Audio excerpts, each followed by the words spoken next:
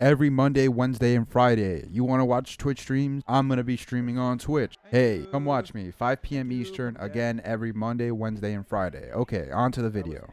Hey, y'all, just wanted to let you know, before we actually get into the video, I know we said we were getting into the video, but I'm going to get into it right after this. I wrote and recorded this before Russell Westbrook's wife, Nina Westbrook, put out some tweets talking about how uncomfortable she's been with some of the things people say about Russ, not just like he's bad at basketball, but like very personal attacks. You know, I don't really bring that up in this video. I don't attack her family anyways. Obviously, I wouldn't. That doesn't make any sense. But just to let you know that I obviously think that's abhorrent, and anyone doing that shit is a piece of shit, and you should stop. It's really the shaming of my name, the shaming of my character, the shaming of who I am as a person,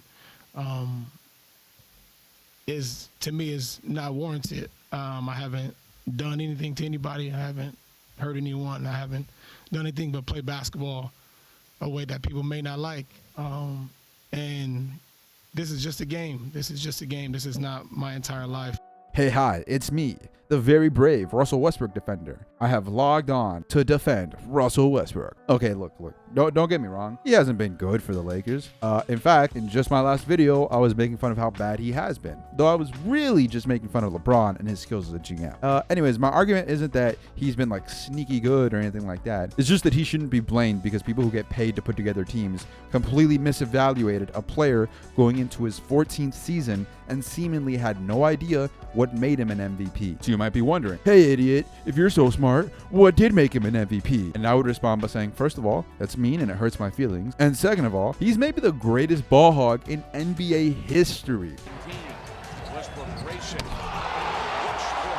Elevating the two-handed stretch. In 2016-2017, Russ put down the highest usage rate in NBA history at 41.65%, meaning that 41.65% of the possessions in which Russ was on the floor ended in him taking a shot, free throws, or turning the ball over. That stat does not include assists, so it's difficult to capture just how much of an offensive burden Russ took on. What I can add is that in that very same season where he had the highest usage rate ever, he also had the third highest assist percentage ever. His assist percentage that season was 57.3%. That means that 57.3% of the field goals his teammates made while he was on the court were assisted by him.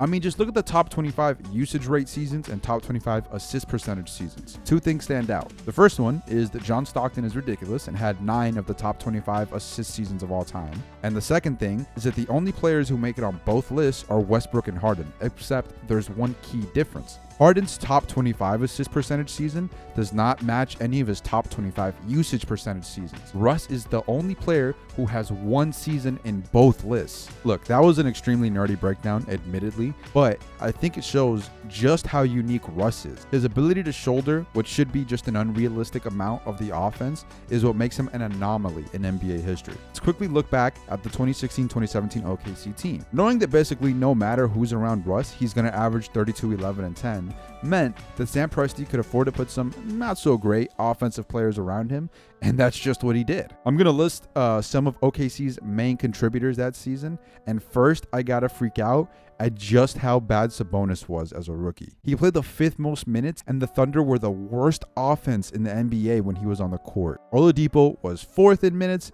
and while not particularly good, he was definitely better than Sabonis. 3rd most minutes was Andre Roberson, who might be the most unskilled wing player in NBA history who actually played real minutes. Though to be fair to him, that was actually his best scoring season with an explosive 6.6 points per game. 2nd most minutes on the team was Steven Adams, who is probably also just their 2nd best player thanks to his defense and his skills as an offensive rebounder. The 2016-2017 Thunder team, outside of Russ, was limited, but Russ managed to drag them to 16th ranked offense and had an incredible amount of clutch moments that season. Westbrook actually had the most efficient season of his career, the season he put down the highest usage rate in NBA history.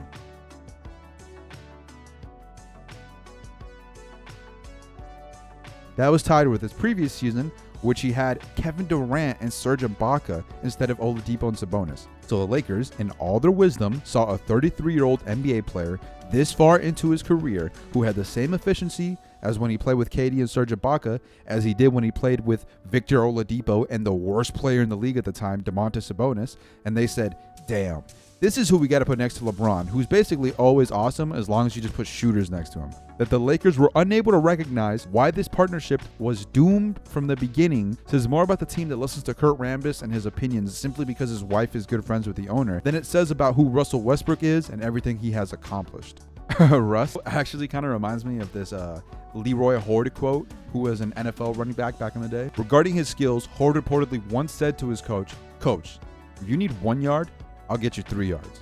If you need 5 yards, I'll get you 3 yards." And that's who Russ is. You need 16 points, 5 assists, and 5 rebounds? Russ is going to give you a 20-point triple-double. You need a complimentary player who can space the floor and play good defense? Well, Russ is going to give you a 20-point triple-double. So again, it's not that Russ is a perfect angel who plays perfectly and deserves zero criticism. It's just that an organization should be able to look back at the previous 13 years of his career and understand that while he's a talented basketball player, trading all those assets for a player whose main skill is how much of the offense he can do by himself is not an ideal partner for LeBron James. LeBron already does that, and he does it more efficient. Anyways, thank you for watching, and especially if you made it this far, please like the video, and I love you, and have a nice day. Bye.